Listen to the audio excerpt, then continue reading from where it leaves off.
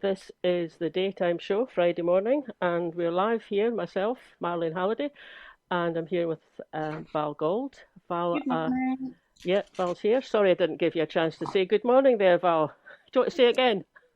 Hello, everyone. Good morning to all our listeners. Looking forward to our great guests on today's Indie Live radio show. Yes, and we're going to start off this morning speaking to Heather Anderson.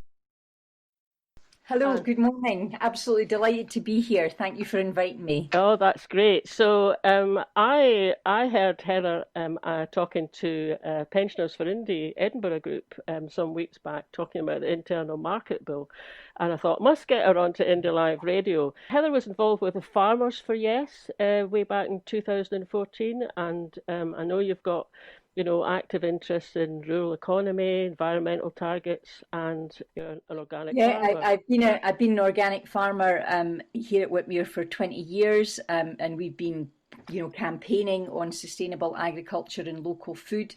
I got involved with Farming for Yes back in 2013, so a lot of standing in agricultural show fields at the Highland Show. Organising events, talking to farmers who had been sold the line that they could only remain in Europe if they remained in the UK.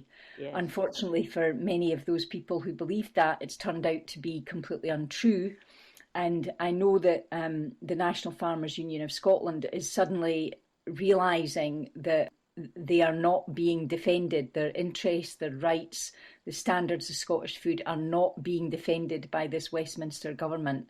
And last week they were basically saying they had been bitterly disappointed because there'd been a motion from the House of Lords to ensure that imports of food into the UK were at least the standards that we have now, and the Tories voted against it, and the Scottish Tories voted against it, apart from Douglas Ross, who wanted to say he hadn't. So I think they're realising the scale of the exposure that they're now, the damage they're about to face. What we're hoping to do, talking to yourself and probably other people over the next sort of few months, is just communicate a bit more about what you've just said about the scale of the damage that this internal market bill could do. I mean, I remember, well, it would be 2016. I was listening to Ian Duncan Smith talking, so he was coming out with all the Brexiteer rhetoric, and I heard him use this phrase, the UK single market. Yeah. And when I just clocked it and thought, well, that's going to cause trouble because we don't have a UK single market. We've got 4 devolved administrations, governments, and they cooperate, try as best they can to cooperate. Now, I could understand the logic of why he mentioned that, because if you're trying to do a trade deal with another country, you've got to be able to reassure that country that whatever agreement you set up and whatever way that they can say it's importing beef. If you've got a single market, you can say, yep, that's the conditions in which you can bring beef into the country. But you can't say to them, you can bring that beef in and we'll sell it in England, but the Scots will want you to do something different. I mean, obviously, that won't work if you're trying to set up a trade deal. So I could understand the logic of this phrase, UK single market. But at the time, I just thought it's rhetoric, and anyway, I didn't think they were going to win the referendum. Yeah. But they have won the referendum, and here we are, and we're now at the kind of cutting edge of everything that means. So, yeah, could you just tell us a wee bit of the background, a bit more of the background too? Well, I first, the white paper was launched on the 16th of July, and I had a phone call from the BBC Nine saying, they knew I was a farmer and an SNP councillor, and would I want to do an interview? So they came down here. I got hold of the white paper, read through it, and I gave them a long interview about how damaging this was, and basically at that point saying, at the minute there is an internal market in the UK. So there is trade, uninterrupted trade across the whole of the UK. So the bill is, by its first paragraph, solving a problem which doesn't exist at the moment. And we've always worked on the basis of common frameworks. So one of the things that the National Farmers Union has been saying in Scotland is we should be working to finalise the common frameworks. What this bill does is say we're not having common frameworks. The UK Westminster government is in charge of the rules, and whatever we decide is going to happen will happen across the whole of the UK. So it's not about having agreement, consensus, collaboration, fairness across the whole of the UK. It's about all of the devolved nations being subjected to the same standards and rules. There are a number of worrying things about this bill, but one of the key things is the rules will be decided by businesses. So businesses will have the right to say, that's not fair, that discriminates against me, that gives me a commercial disadvantage, I don't have to do that, we shouldn't have to do that, and they can lower the standards. So that's a huge shift. So rather than science or the government deciding what the standards are, or the European Union deciding on a basis of values and beliefs and principle about what the standards are, this is going to be down to a business saying, I don't need to bother putting a Scottish flag on that because that'll cost me extra money. I'm just putting a Union Jack on that. I don't need to describe whether that beef is free range or grass fed. I'm just going to call it beef. And there's lots of information in the bill about how you pick away at all those individual criteria, which are the safeguards that make sure that we know what we're eating and what we're buying and where it comes from, how it was made and whether it's safe. So this is a really, really insidious little bill. It's got a number of incendiary devices in it. And one of the things that's been of concern is there's so many things happening here that everybody rushes to the first challenge, like breaching international law. Yes. That gets a lot of attention. And meanwhile, it's also demolishing devolution. And meanwhile, it's also eradicating standards. And meanwhile, it's also removing state aid. So there's so many attacks. My worry is all the focus is on one bit of the bill, which is absolutely dreadful. And we don't notice just how bad all the other bits of the bill are. I did wonder that myself, actually, at the beginning, when all the focus of the media was on Northern Ireland, the Northern Ireland Protocol and everything. I mean, of course, I mean, there's a huge question, a worrying question in that, but at the back of my mind, I did also have a wee voice saying, but what about the rest of it? I mean, even these days, I'm sorry, I'm cynical enough to say, well, that's done deliberately so they can slide the other stuff, in behind it. I think, there's probably a technical term for it, but it's about saying, I'll distract attention over here. What's happened now, he got a lot of attention, promising that the UK government is quite happy to breach international law is pretty breathtaking. And what we know is the House of Lords last night defeated the government's proposals to breach international law by 226 votes. I mean, that's staggering. So that's enough on its own for the bill not to pass. But hidden in there are the next levels, which are about saying we are just overwriting the Scotland Act, we're breaching domestic law, and we're demolishing devolution, because we're basically taking back under Westminster control decisions about state aid. So what happened previously was state aid would come from Europe to Scotland, and Scotland would decide what it spent its infrastructure and support money on. This bill absolutely says that it is going to reserve to the Crown the powers to decide on what happens with state aid. Now that means the Scottish Government has no say over it. So infrastructure investment, whether we have new roads, new railways, a new hospital, that's all going back to Westminster. It also gives the Westminster government absolute control to intervene in education, training, a whole economic development, infrastructure, culture, sport. These are all dissolved. The Scotland devolved powers. The Scotland Act said if something was not reserved, it was devolved. Yeah, it's running a coach and horse through the devolution settlement, isn't it? Absolutely. I was at a meeting last night that was discussing the internal market bill. It was being addressed by Drew Hendry MP, and he said that he quoted people saying it's terrible. I haven't written down the source of the quote. But I think it was just somebody's own opinion. It exposes a bigger power, the biggest power grab since devolution was introduced, and it is specifically designed to overrule the Scottish Parliament and the other devolved administrations. Yeah. Yeah, and so this whole thing about one of the things that's in the Act that's really been, there are many things in the Act that concern me, but a way back at the end of the Act, there's a paragraph which talks about the regulation of the provision of distortive and harmful subsidy, and it basically says that any business, whether or not they are based in the UK or out with the UK, can claim discrimination and unfair treatment if the product they're providing is being provided by a business here who receives what they consider to be distortive or harmful subsidy, right? That's farming, right? So the UK government are the DEFRA, the Department of Environment, Food and Rural Affairs, are reducing subsidy to farmers in England and Wales to zero over the next 7 years. So the current subsidy system will reduce to zero, and there will be a replacement, which we don't have the details about yet.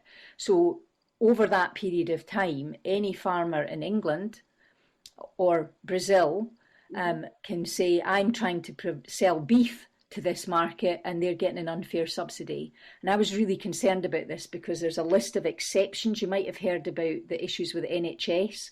The National Health Service is an exception at the moment, but agriculture isn't listed. So my concern was, does that mean that anybody can challenge the right of the Scottish Government to support Scottish farming? And I've got a reply from Mike Russell, which says, as you correctly point out, agricultural subsidies are not mentioned in the exclusions to this clause. This means there is the potential for UK ministers, if they so decide, to declare farm subsidies to be distorting competition. Other stakeholders have expressed this concern. So it's this whole thing of they've taken the powers to intervene in reserved areas. We've had a Department of Agriculture in Scotland since about 1928, and this bill is allowing Westminster to basically say you can't carry on supporting your farmers. Wow. So it's deeply damaging. A previous incident fairly recently where money allocated by the EU for Scottish hill farmers, I think, was misappropriated by Westminster, and even though they admitted they'd done it, I think it was Michael Gove, they basically said, well, the money's spent, so you can't have it. Was that that was way back. We had leaflets about that back in 2013. So basically what happened, we've got it back now, but and Fergus Ewing has fought that relentlessly. But back in 2013, the level of support to Scotland's farmers was so low that the European Union decided it was unfair and disadvantageous and it had to be rectified. So they actually put extra money in because Scottish farmers were so hard done by compared to other European farmers. So it was the fact that the Scottish farmers were so badly treated which triggered the extra money, which the Tories then kept. Yeah. You couldn't make it up, could you? Make it up. You're a farmer, Heather. I mean, how necessary are these subsidies to farmers to keep the farming industry going? Well, I'm an organic farmer, and I spent 15 years arguing about the Common Agricultural Policy, the CAP. Yes. Because it has a history. The CAP came in after the war to basically pay farmers to produce food whether or not anyone ate it, because there were food shortages across Europe. So that was the reason for the CAP. And then every 7 years, the CAP is reformed. And there's been lots of movements in Europe to make the CAP a fairer system. And what's happening now in Europe, now we've been taken out, is there's a farm to fork initiative, and Europe is basically moving the subsidy and support to support family farms, small farms, short supply chains, organics, sustainable food provision, right? So the CAP is moving in the right direction, right, at the point at which we've been taken out of it. So that's really frustrating, because that would have supported sustainable farming in Scotland, and a change towards more direct supplies rather than just farmers being compelled to produce food for export. Yes, indeed. And short supply chains are important. They're going to be important going forward, aren't they, from the point of view of meeting climate targets and everything. Yeah, and one of the things, I was on a European working group where we looked at short supply chains, and the question they were asking was, does a short supply chain where the farmer's supplying direct give the farmer more money? And we had people from all over Europe. It was fantastic. And basically our finding at the end of our deliberations and research were short supply chains didn't give the farmers more money, because the farmers had to cover the butchery, the labelling, the production, the delivery, the shop. They had to meet all the costs of getting the food to you. But what it did was it created employment. So the biggest single benefit of short supply chains is you have to open a shop, you have to do a home delivery, you have to have a van driver. So here on this farm, if it was just farming conventionally, there'd be one person.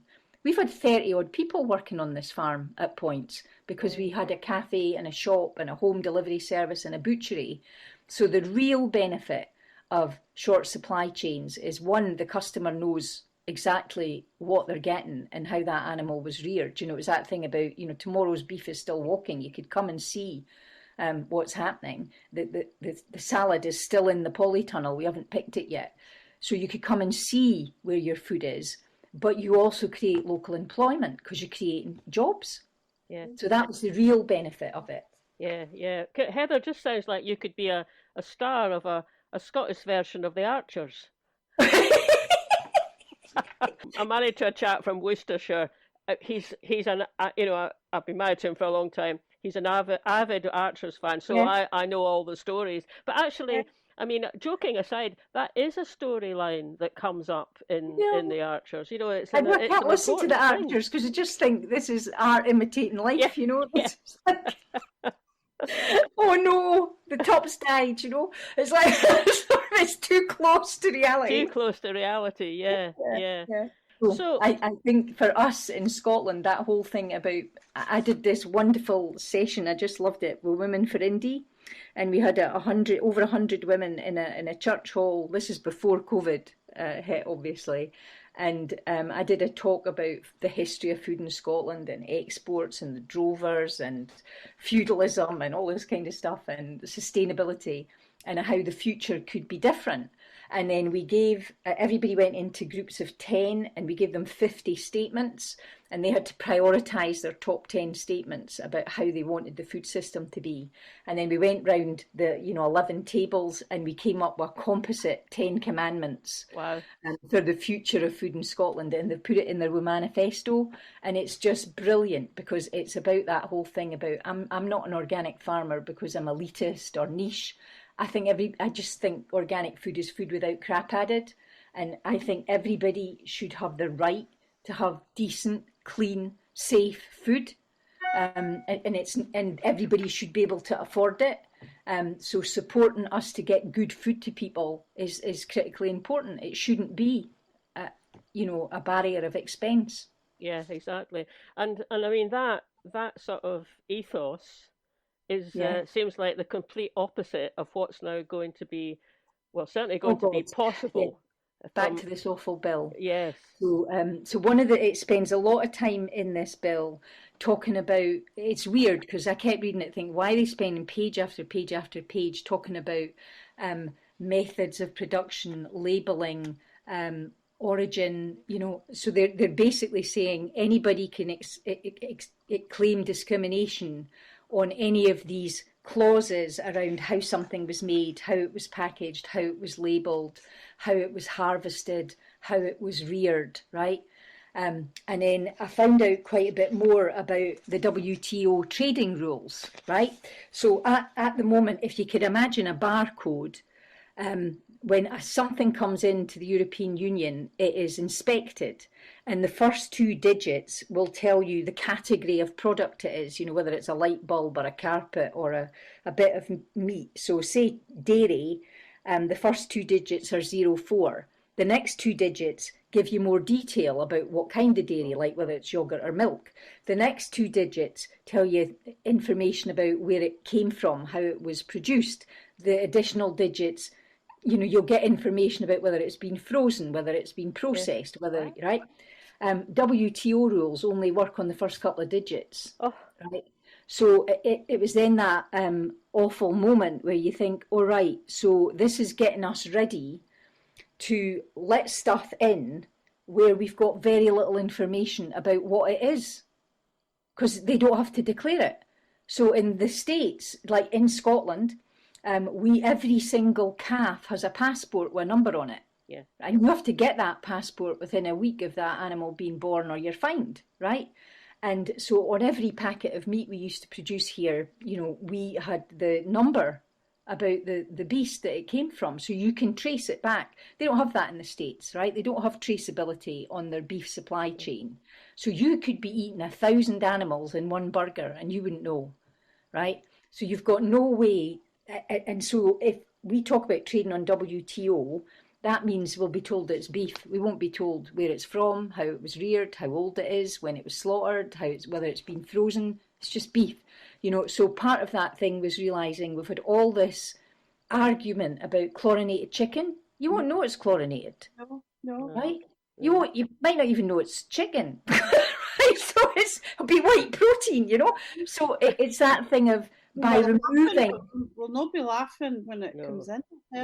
No. But that's the really clever thing of you won't be able to argue about whether it's free-range eggs, barn eggs, organic eggs, because you won't know. It's just eggs, right? Yeah. I'm just amazed that I'm just amazed that there is all that information in these barcodes already. I had no idea about that, and that's presumably that's all come through European Union legislation. 47 years, because what the European Union's been trying to do is give the consumer information, right? So that that was made in China, or that was grown in France, so they've been using all these standards and regulations and checks so that when we buy a light bulb, we know that it says what it says on the label. It's been tested for safety, and when we put it in the lamp, it won't blow up, right? That's what all these numbers are about. And what this is doing is removing the need for all of that, right? So stuff can come in and we won't have that information, right? And anybody producing that information, like the American chicken farmer, will say, I've got to have access to this market. You can't discriminate against me, or I'll take you to the Office for the Internal Market under the UKIM bill. And the other, sorry, I know I'm talking a lot, but there's a lot in this bill. And one of the key things it was to stop was preferential treatment, right? So one of the examples it gave in the very first version of the white paper was to say that if the Welsh Government or a Welsh council wanted to prioritise buying Welsh milk, that would be prohibited, because you wouldn't be able to prove that there was any difference between Welsh milk and any other milk, right? Because they would be seen as interchangeable goods. So it's all this thing about removing the markers which allow you to say, no, this is different, right? So Scottish local authorities would be prohibited from saying, we want to buy Scotch beef, we want to buy Scottish salmon, we want to buy Scottish dairy, because under this bill, any other producer in the UK or elsewhere can say that's discriminating against me, you're not allowed to do it. Because that's under WTO rules. Well, no, that's specifically in this bill saying you can't set up any barrier, right? So that's before you even get to the WTO. That's saying in the bill. Yeah, we can't protect anything. We can't say, but we want this to be Scottish, because then anybody else can say that discriminates against my business.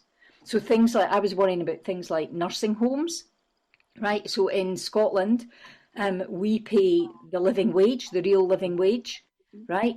If you've got somebody providing a nursing home in England and Wales and Scotland, they could say that's discriminating against me if I've got to pay a higher level of wages in Scotland. That's a discriminatory practice. So it's like the So race that could to be, the bottom, the race to the yeah, bottom. it's a race to the bottom. Yeah. So it's all that stuff about it's removing all the ability to identify the safeguards, and it's actually saying if you try to put any of them in, we will say you're discriminating against the best interests of business. God. And you can be then prohibited from doing it. It's really, really nasty. So it's a bit like we've been in this situation for however many decades we're in the EU, and that's built gradually over a period of time. That's built up a whole swathe of safety and information, detailed information. And this bill, it sounds to me, then the way you're describing it, it's a bit like the UK government is just taking one great big, eraser, rubber, and it's just wiping it out. Yeah, and it's not doing it by accident. So the key thing about this bill, we've got Brexit, we've got all this sort of, whether it'll be a low Brexit or no deal Brexit, this bill is structurally engineering deregulation in the marketplace. So there's nothing accidental in this bill. This is about saying we're opening up the whole of the UK.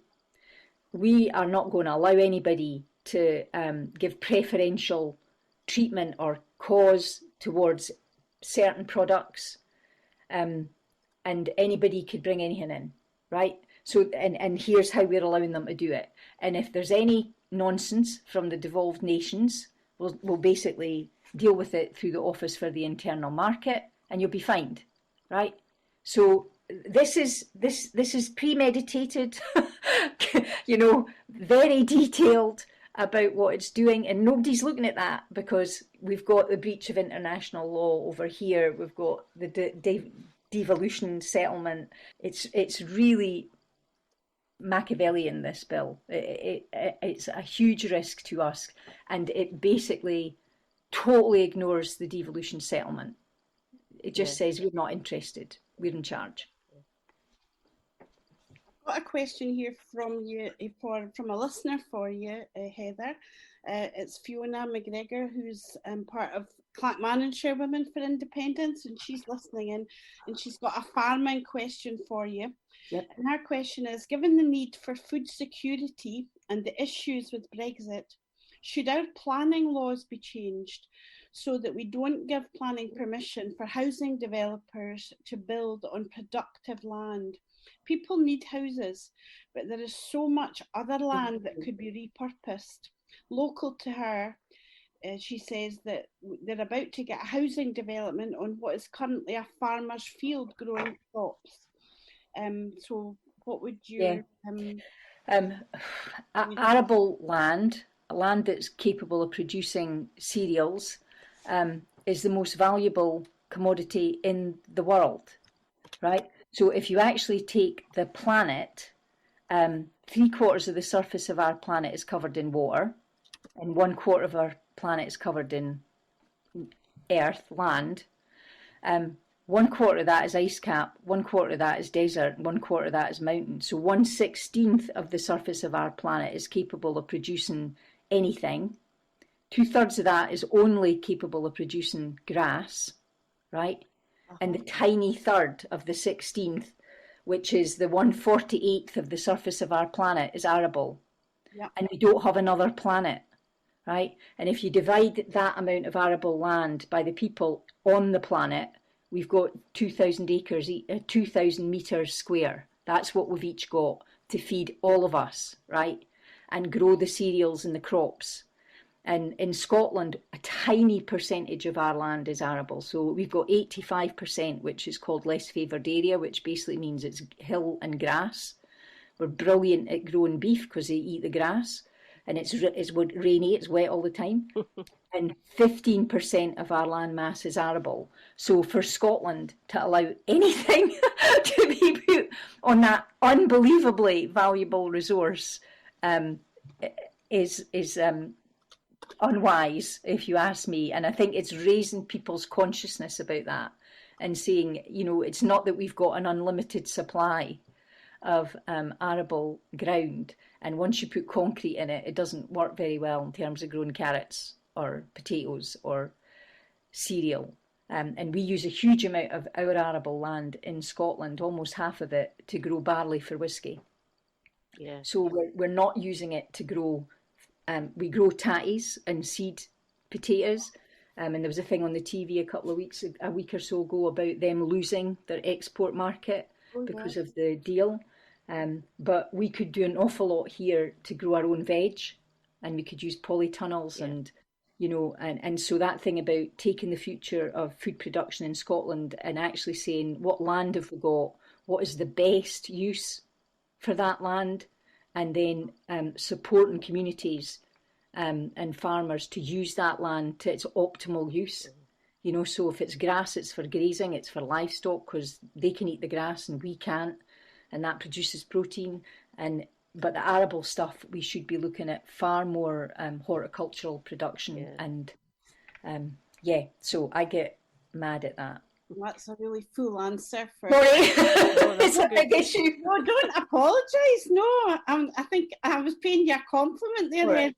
That's what we want to hear. We want to hear from all your knowledge on this issue. That's absolutely fantastic. If we could maybe go on, and I'm conscious that you can't be with us forever because I know you've got important council business before too. But one other area that worries me is human rights, and I noticed that the UK Parliament Human Rights Committee, which that comprises both houses of Parliament, the Lords and the Commons, and it's a cross-party committee involving Labour, Tories, SNP, Lib Dems. We have Joanna Cherry on it, and they have published a report really setting out major concerns about that. They say that the bill seems to envisage ministers not being bound by the Human Rights Act duty to act compatibly with the rights of the internet, you know, the Convention on Human Rights.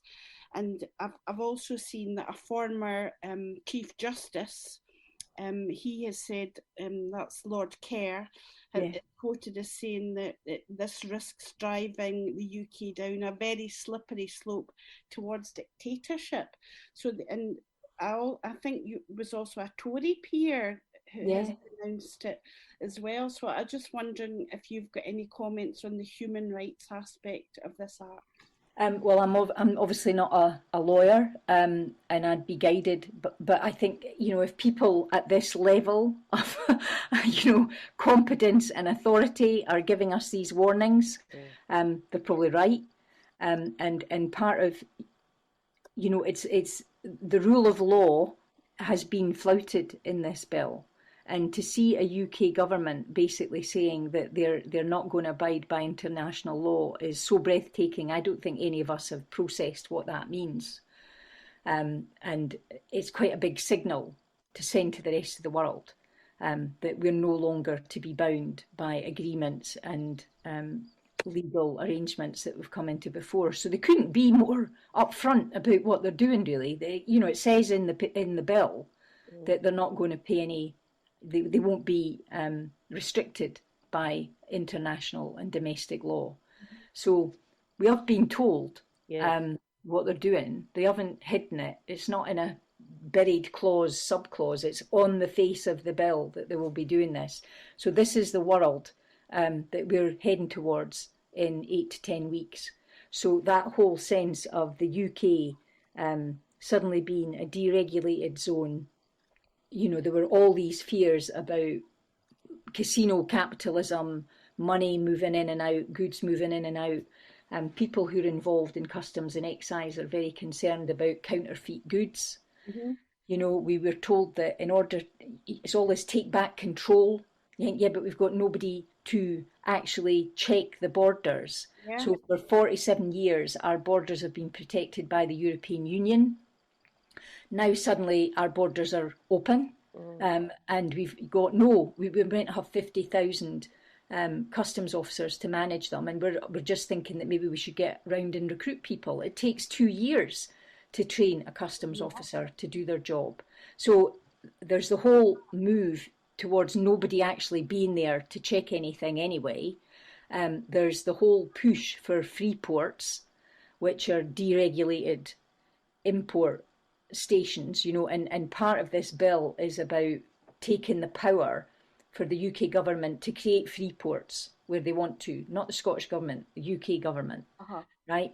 And what we know is if you're a proper grown-up country, something like 40% of your tax income comes from customs and excise and taxation on products coming in. Free ports don't govern that, don't manage that, you know? So we're getting lots of very, very, very clear messages about opening up the UK market to whatever wants to come in, knowing that we won't be policing those entry points, knowing that we don't have the people to even produce the phytosanitation certificates to export the stuff we're exporting now, and knowing that there'll be massive car parks in Kent. You know, so Gove basically, the road haulage companies kept saying nothing has been organised. And then, of course, Gove comes out and says, oh, you haven't got the paperwork in order. And you think, we've not got the paperwork in order because you haven't told us what the paperwork is. So a couple of weeks ago, we still didn't have agreement on the basic paperwork that has to be produced to export products, let alone who's going to check it. You know, so this is like, it's, you know, we can't imagine how insane this is going to be, and all they're doing is building car parks, you know, and saying, oh yeah, there'll be, I've just got stuff here about the number of customs and excise. You know, we're talking about 50,000 customs officers, and we don't have any. All our customs officers got put into managing immigration, not managing customs and excise. Scotland needs 800, and we've got a handful, right? So that's my worry, that on the 1st of January, this all grinds to a halt. The food supply chain is really short, you know, so for here in our shop, we order fruit and veg every Wednesday. It goes to the European, the organic producers in Europe by email through the importer. It comes across the channel, you know, on Sunday, we get it on Monday. It's sold within a few days, right? And that supply chain survived COVID. So even during COVID, there were people in Europe out harvesting fresh fruit and veg when we don't have anything because we haven't got to the start of our growing season. They were out there working, and that supply chain withstood the shock of COVID, but it's not going to withstand the shock of sitting in a car park in Kent for 3 days with nowhere to go and food going off. So we are fearful. We are really fearful about the supply chain and what's going to happen. I'm sorry to be so depressing, but it's really... but you know, we have to face it. I mean, we're going to be facing up to the reality. So can I just say a wee reaction from Fiona there in her chat box, chat thread. She says that was a fantastic answer you gave to her question. Oh, thank you. Right, okay, so we use the land we've got to grow the food we need. Absolutely, I'm right with you. Well, listen, Heather, just picking up on what you said about custom and excise and, you know, everything that might fall on our heads on the 1st of January. What about 1st of January, as I understand it, that will also be where tariffs start getting applied on I know. Is that right? Yeah. So Gove has been doing all this stuff about, we could trade under WTO rules, and then he made a big thing about saying there'll be no tariffs. He means no tariffs on stuff coming in, not stuff going out. And, 3 years ago, when I remember I did this presentation to a conference down in just after the Brexit vote, right? And I was in this complete state thinking, oh my God, there'll be 40% tariffs on beef, there'll be 60% tariffs on lamb. We're going to lose our subsidy. We're going to lose our export market. Our domestic market's going to be flooded with substandard food. This is terrible. And I spoke to Tim Lang, who's the Professor of Food Policy, and said, am I completely over the top here? You know, is it really going to be this bad? And he said, it's going to be much worse than that, right? So we've known this has been coming for 4 years, right? And that's the frustration of none of this is a surprise. It's just been kept quiet. Yeah. And we know that, and Gove has no influence over the WTO. So in Europe, we were one of the 28 member states. We had the same vote as anybody else on standards, regulations, rules. We don't have any influence in the WTO. So the WTO will set the standards. So we're talking, they talked about a minimum of tariffs between 13 and 35% on all UK exports. That's curtains. You know, the average tariff means that all the stuff we export is suddenly prohibitively expensive. You can say as much as you like about the quality and all the rest of it. You know, you've just disadvantaged our produce. So there was all this thing about shellfish. What happened a couple of months ago was the Americans did a deal with the European Union to supply shellfish. The European Union are the biggest trading bloc in the world. Yeah. They can buy from anybody, right? So the idea that the UK is going to be able to force the European Union to do anything is ridiculous. The EU will secure its supply chain and we will be charged tariffs through the WTO that we have no control over. And that threatens every single thing we export. And the Tories are just not coming clean on this, right? And telling people what that means. Yeah. Yeah. I think there is, you said earlier on you were apologising for being depressing. Do you think there is some hope that the fact that the strong opposition in the Lords, is that a glimmer of hope at the light at the end of the tunnel? I don't know if any of that will make any difference in Westminster because, as you've said, Mark, they've got an 80 majority. The Scottish Tories don't lift a finger to defend Scotland. But I think what it does for us is it makes the situation extremely clear. Because when we were fighting our referendum in 2014, there were two unions. You know, there was being in the United Kingdom and being in the European Union. That's not possible anymore. There's one union, right? So there's an independent Scotland in the European Union or a very, very damaged and at-risk Scotland in this dreadful disunited kingdom. So for us, the choice is much starker, much clearer. I live in an area where there are a lot of people who are naturally conservative voters, and they're saying, well, if I have to choose a union, I'll choose the European Union. Yeah. If I have to choose the rule of law, I'll choose the rule of law. Yeah. So a lot of what's going on is so alien to conservative with a small c voters. It's so unpalatable what's happening here that they're deeply uncomfortable. So Scotland is saying we're going to be a decent, grown-up, mature country in the European Union. We're going to be outward-looking, internationalist, trade as part of the biggest trading bloc in the world, protect our suppliers and producers and countryside and environment, and take our place in the world. That's what you've got as an offer. Or you can stay here and watch everything you fought for disappear. Yeah. There's no future in the option that we've got at the moment. So for us, it's a really strong prospectus. Mm-hmm. And what we know is that I was a member of the European Parliament in January. Put the thought out of my head there. Yeah.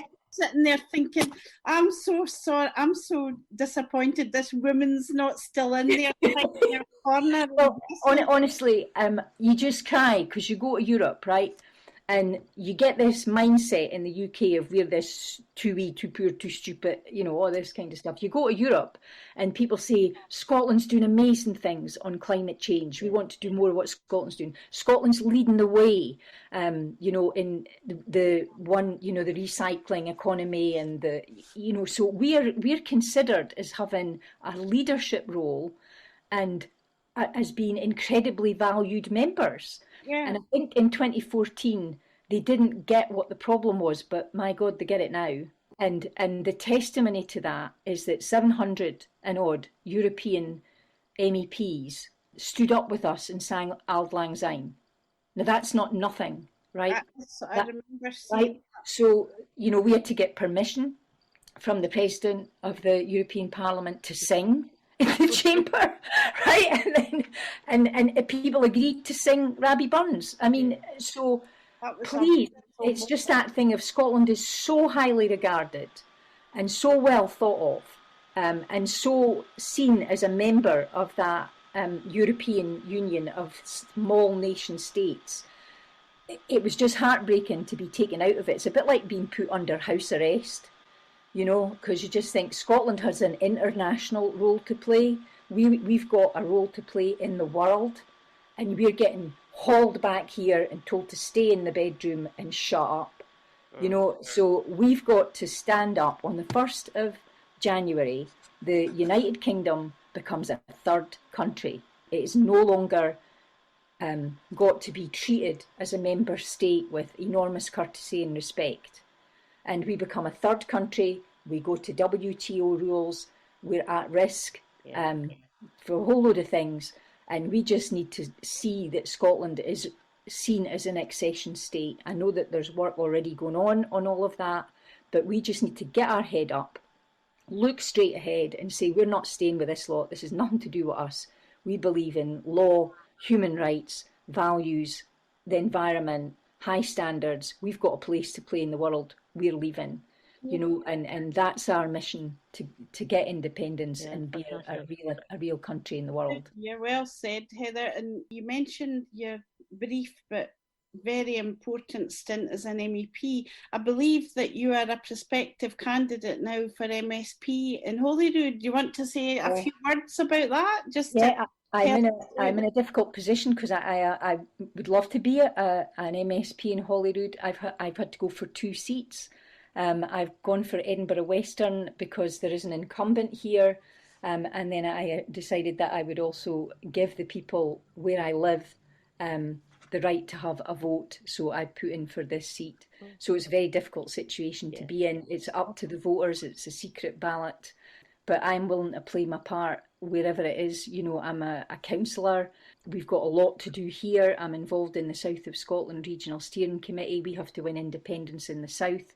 So I will be working towards the goal of independence, you know, wherever I am, and very happy to do that. Yeah, well, that comes over so clearly actually when you speak about all of this, Heather. And I think I caught you on one of the times you were speaking in the Parliament, European Parliament. I caught it and thought, God, she's good.